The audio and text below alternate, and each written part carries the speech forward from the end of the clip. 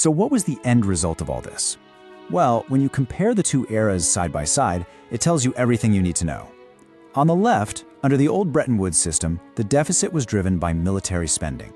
Okay, but on the right, under the new system, the deficit is driven by that same military spending plus a huge wave of foreign corporate acquisitions. The imperial funding mechanism wasn't just saved, it was put on steroids. But this new machine needed a constant supply of fuel to keep attracting all that foreign money. And that fuel, according to our source, came in the form of speculative bubbles. They weren't an accident. They became a core, repeating feature of the US economy. The mechanics of this engine are described as being pretty cyclical and, frankly, deliberate.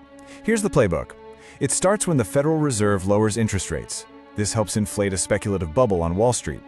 That boom then acts like a giant magnet, sucking in a herd of foreign investors who pour their cash into US assets. This flood of capital is what funds America's deficits and its corporate takeovers. Then, once the bubble has served its purpose, the Fed hikes rates, it pops, and the whole cycle gets ready to start over again.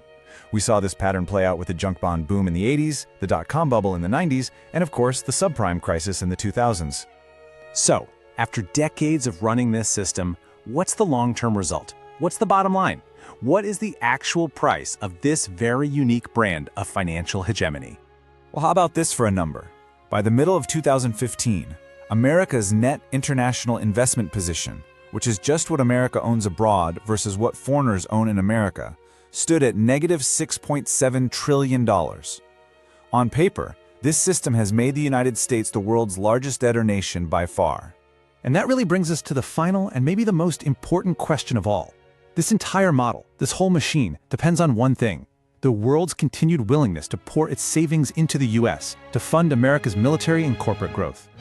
In a world that's getting more complex and frankly more uncertain every day, you have to ask, is this financial engine, this whole architecture of hegemony, truly sustainable? This entire analysis of America's financial hegemony is based on the work of Guido Giacomo Preparata. So if you want to dive even deeper into the nuts and bolts of this system, you can explore the source material for yourself at his website. Thanks for watching.